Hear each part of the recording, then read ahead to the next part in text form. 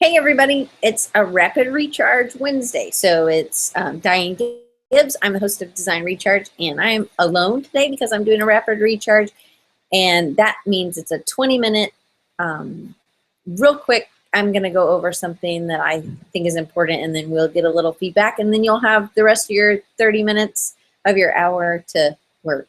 Oh well. Anyway, if you want to say hey in the chat, that would be awesome. And let me know you're here, and it's always good to have everybody. But I'm just going to go ahead and jump right in. So today we're going to be talking about building better clients by building better client relationships. Hey, Ann. So to me, one of the best things you can do is be, hey, Andre, be the best designer that you can be. But by doing that, really to be the best designers, you have to have really good clients. And hey, Dan, thanks for saying hey, guys, since I'm alone, Anyway, so hey, Rob, hey. So here we go. So building better client relationships. I'm going to flip to the other screen so that you can see my slides. Okay. Well, hope all the weather is okay then. If you're in bad weather, Andre, hope everything's okay. So I always think of it like a lighthouse. We end up taking all the ships to some extent, and at some point in our career, we maybe just put our light out for certain ships. We don't have to have everybody seeing or doing work for everybody at all the times, even though a lighthouse is supposed to help everybody. As a designer, we can't take every client, and sometimes it's not always helpful, and you don't have to be out there unless it's foggy weather, right? Hey, William. All right, so I think there's frustration. So some of you who are not freelancers, you're working at an agency, or you're working in corporate, you have a boss and an art director, and sometimes these frustrations are the same for both clients or bosses. So you can kind of just, when I say clients, think about it like your boss. So we can only control ourselves. So seeking change from external sources is not the answer. I believe Albert Einstein said and I'm butchering this, I know, but something like the definition of insanity is doing the same thing over and over and expecting a different result. And I think it's really important. So this is like a marriage to some extent. Each client relationship is like a marriage, and there's always two people in the relationship. Hey, Florin, awesome. I'm glad you were able to come.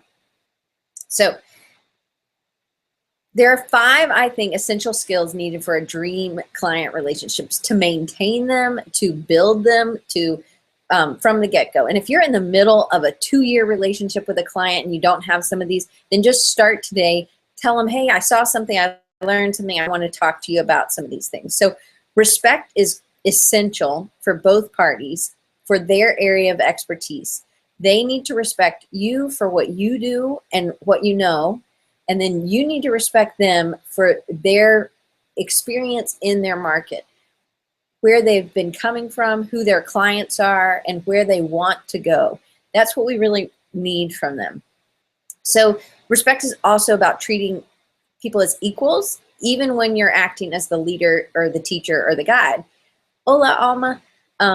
So when you're in it, if you're a boss, you have to treat the people who are working for you, or your designers, or anybody who technically might be under you, as your equal. So when I'm teaching, I just think of them as my coworkers, and I am the art director and they're my designers, and I'm helping them guide. It's our goal as a boss, as that teacher or that leader or the designer with the client, you're supposed to teach them and get them to be on the same page as you.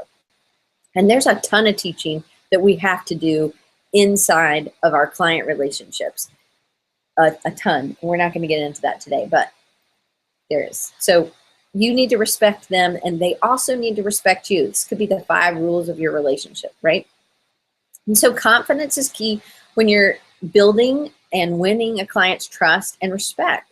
If you struggle with confidence, you need proof to try your case. So just like if you were a lawyer going to trial, you would bring all these affidavits, you would bring all this proof, this evidence to make sure that you could sell the judge or the jury that your guy is not guilty, or your person is guilty, or not your person, whatever, the person you're trying, you know what I mean. But you got to bring the evidence. And sometimes that comes with time. Like people, when you're older, they just seem to, and that you have the track record. Sometimes people aren't really good at sharing that track record. So maybe you will need to do some case studies on your website, or maybe you need to follow clients in similar areas. If you haven't ever worked in an area that that new client is in, you need to gain their trust by showing them that you have done your research and you know what could work or what might be different for something like that. Hey, Carlos. I'm like trying to get everybody. There we go. So the second one is communication, and communication is big on both for the client to communicate to you and for you to communicate authentically to the client. So you have to be direct, and being direct is different than, I had a client say to me, well, you know, he was just being direct. And I was like, no, direct is clear. When you're direct, hey, Stephen, when you're direct, you are clearly communicating your wants and your needs, as well as you're not beating around the bush. You're not, I really think for designers, you need to tell them what you're looking for, the kind of feedback you're wanting. So if you say, hey, you know, you're not going to hurt my feelings. I want to make the best thing. I would like for you to, you know, listen to my presentation, and then I want to see where you're coming from, what your first reactions are, and then, you know, I want you to think about it and then come back. And a lot of times people will say, oh, well, I want to go home and show it to my wife. And unless she's part of the business, that's not really a great, I don't know, it's not, I wouldn't recommend that. And I would tell somebody, well, you know, are they part of your business? Do they understand the business goals? And if they just say yes, you know, they're right in there. And if they say, no, she just has a good eye, say, you know, it's critical that she understands your audience, or he understands your audience, and that they understand what your business goals are. So make sure you are clear about that. And as a designer, you just want to make sure that they know that they're not going to hurt your feelings, because I think everybody to some point really feels like, and they don't want to hurt somebody's feelings. So, hey, Amy, I keep wanting to hit the arrow on the wrong thing. The third one is clear expectations. So this, again, from both sides, you need to know, so respect is from both parties, communication is from both parties. If one party starts not communicating and they didn't say something in a meeting that they wish they had said, then that can be a break in the relationship. And expectations are incredibly important. All of these things need to come from the get-go. Respect sometimes is built, and sometimes communication is built, but expectations can come from the get-go. You need to ask them what their expectations are, and then you also need to share with them what your expectations for them are. And that could be in your contract, that could be verbally, maybe both. But stating your expectations of the client and asking them to state expectations of you as a designer and of the project. What do you expect this project will do for you? So, sorry, Andre. Okay, so if I just ask them, I always ask in my intake interview, have you ever had any experience with another designer? And they usually say yes or no, and or they do say yes or no, and then they tell me either a story. And so that's something for me to look out for. No problem, Joseph, we're happy that you're here. When you're looking out for, so I had a client who said, you know what, I felt like the designer never got back with me, or they didn't answer my phone calls, or they never would answer my emails. So then I have an idea of how I can over deliver. And I think it's really important that we do a few things. We have clear communication, we set expectations for our work and for what we need from our client, and then we also over deliver. So that's the way to make these super fans, right, that are going to be sharing your word and your work, your word, your everything. They're going to be the people that you definitely want on your team.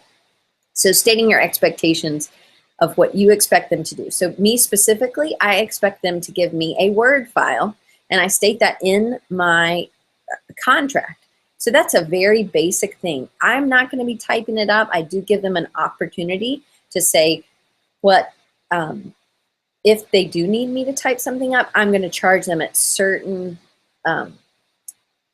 not per word or anything like that, but I do it per hour, and they have to understand that I'm not editing. If they need that, I can select someone to do that, but that will be an extra price so that they understand what they are getting from me. And Amy says, things get off track easily when a client doesn't understand what's expected of them. For example, prompt feedback. In my contract, I say I need you to get back with me in 36 hours.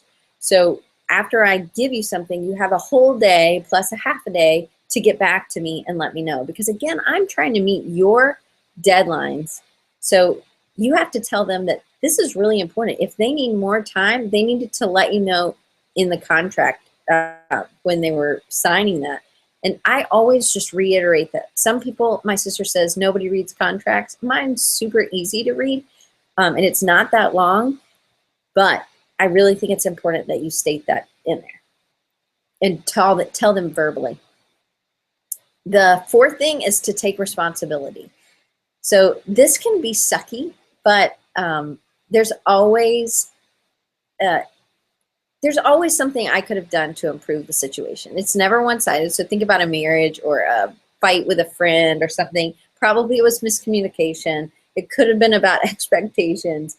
It could be that you feel like they don't respect you or your opinion, which I've had happen with clients. But it's never one-sided. So what could I have done to improve the situation? Well, I had a situation with a client that, it was, maybe they were meeting their deadlines and I was meeting mine, but we should have started a month earlier. And I agree. Joseph says he likes to go over the contract with the client directly. And then they say they can't miss something. I think that's really important, especially, and sometimes they just don't speak. We speak this language of what's due and when things are, and they might not be there. But sometimes it's also good when you're doing a calendar for a client to have them say, oh, well, when are you going to get this to me?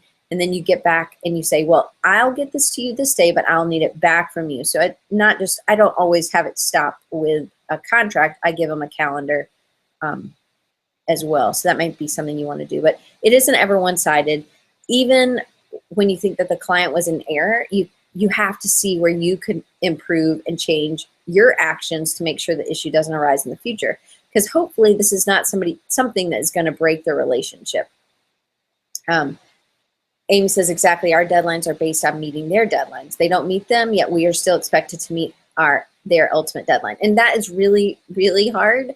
And it's hard to be yelled at because we didn't get something, because you can't say, well, you didn't get that to me 3 weeks ago, because they need it right now. They don't know why it wasn't done. So it's really important that you take responsibility and you say, okay, well, here's what I will do next time.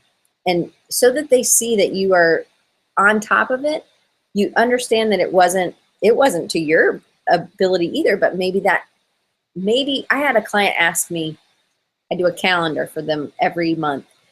And they said, well, I need you to remind me to send you my calendar. And I was like, wow, this kind of seems like it's out of my, it's your calendar. You should remind me. But I just took it because I don't want to be late. I don't want to be doing this at, 11 o'clock at night on the day before it's due. So what I said was, okay, well, I'm just going to send them an email every month.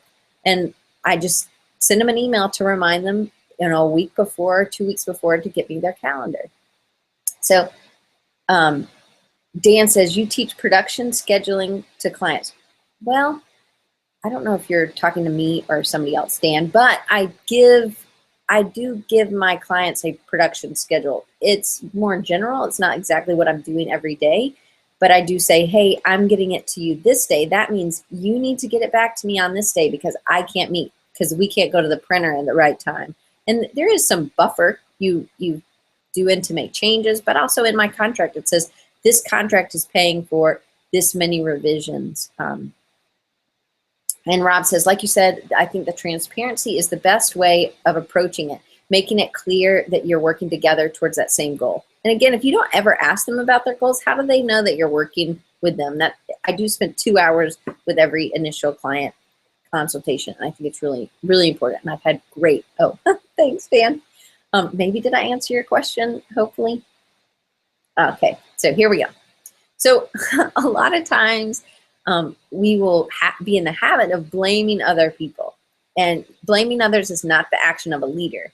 And you are that designer. The designer is the leader, the guide, and the teacher. So you can't blame others. You just have to take responsibility for what you could do to make the situation better. And Joseph says, exactly. Some clients think that if they're paying you, you're their employee. Amen. That goes back to the respect. I make it very clear that we're partners. Sometimes I like to make the analogy of us raising a baby together. I think that's a great analogy. Catherine, great to have you. Catherine says, I love the idea of sending them a production schedule. We have the hardest time getting our clients to understand we're busy and under deadlines. And you're trying to meet their deadline. You're trying to make it so that it's easy instead of having to rush out the door and rush. And so you've set this up. And usually in the beginning, we kind of have an idea after they sign the contract when you're going to get something done. So just giving them a basic calendar, I think, can be really helpful. All right. So number 5 is having patience. I don't even know if I made a slide for patience, because you really do. It is kind of like raising a baby. One, you have to talk to the other parent in a way that's not. You might have different ideas, right? But I do. So patience is critical characteristic for both client and designer.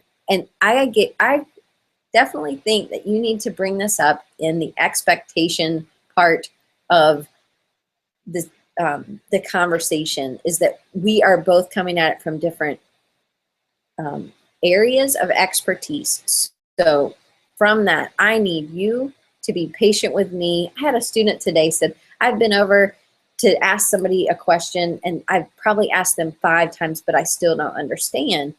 And I said, you know what? You shouldn't leave until you understand. And that's how I feel like as a designer, we need to make them understand, and we need to say it in a way, patiently, not frustrated, until we get them to be on our side. Because I really do believe that they have to sell the idea when they get back to their office, when they get back to their mate, whoever it is that they're doing this,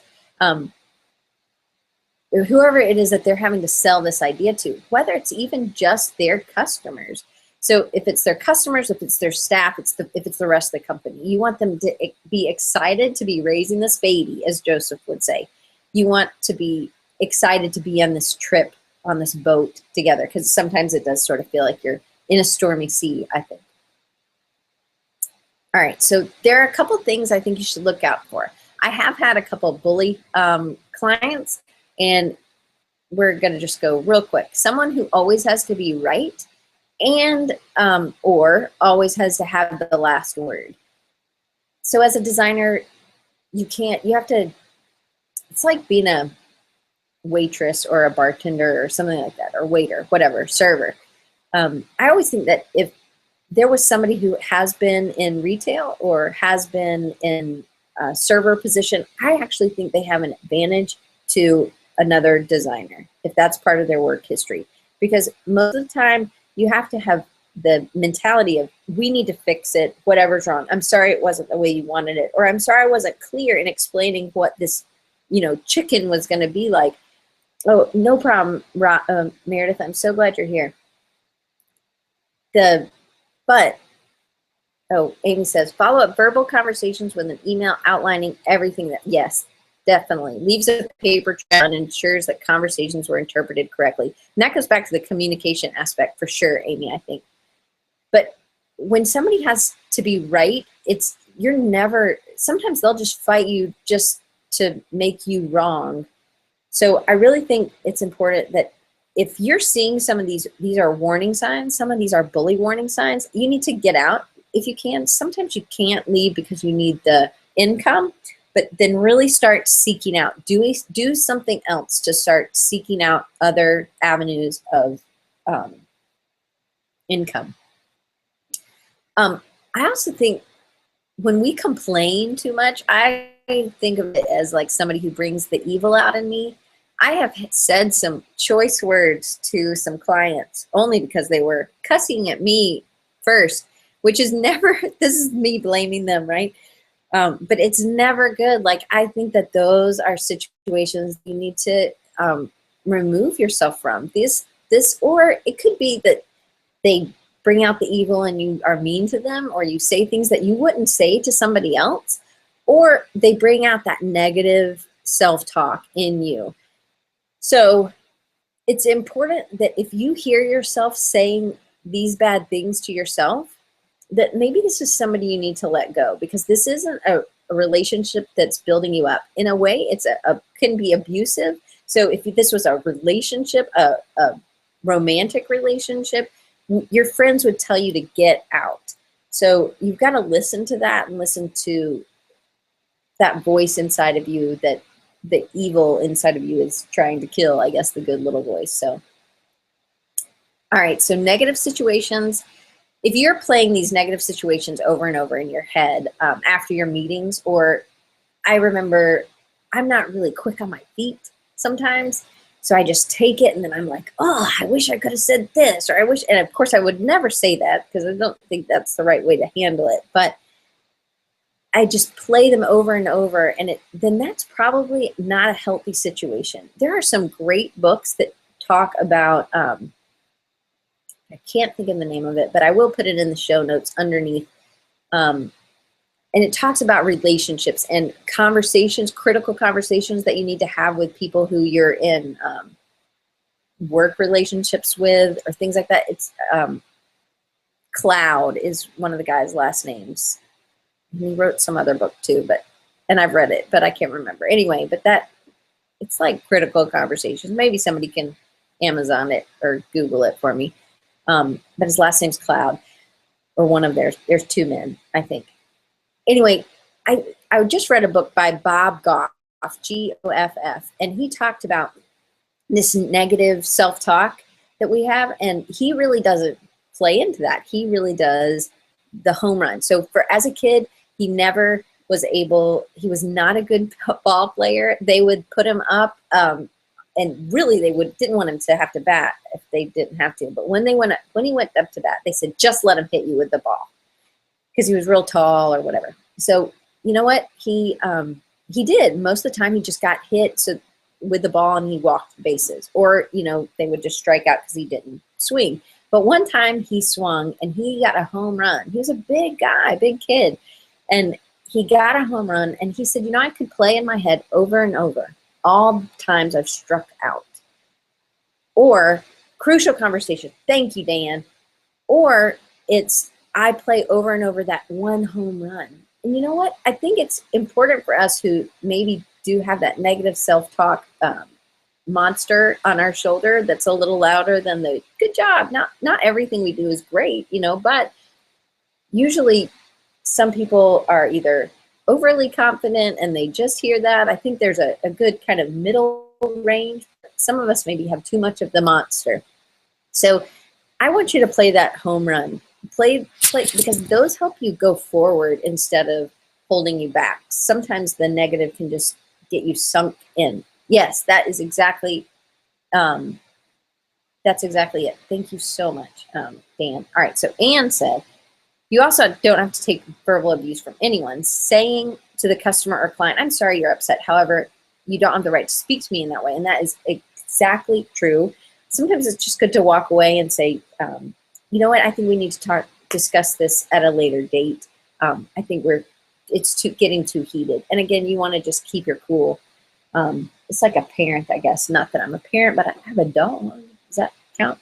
All right, so I think that was it. That was my last slide. So thank you guys for adding in. See, I did really good keeping it, well, not to 20 minutes, but it was almost. But thank you guys, and thank you, Dan, for doing that search for me. It's a good book, and you can kind of skim through it and use it for different applications.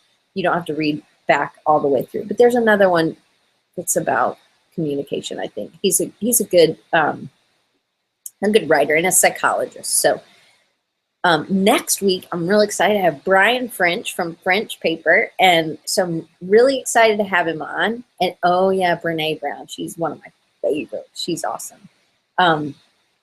Anyway, please come back and see us next week. And I believe we had a couple of newbies today. So this is a rapid recharge. It's not like a regular. We do it once a month. Florin, we do it once a month. So just so you know, it's just me once a month, but every other week is an interview with a designer or somebody in our industry to help us get better. And this is a great place for us to get together and talk, and because sometimes we see each other at conferences, but then we get to see each other each week and kind of catch up. So let me just share a couple of links if you want to learn a little bit more about Recharging You or Design Recharge. So you can always find War Eagle Amy. You can always find more interviews at www.rechargingyou.com, and it's over there in the chat. Or you can just go straight to designrecharge.org.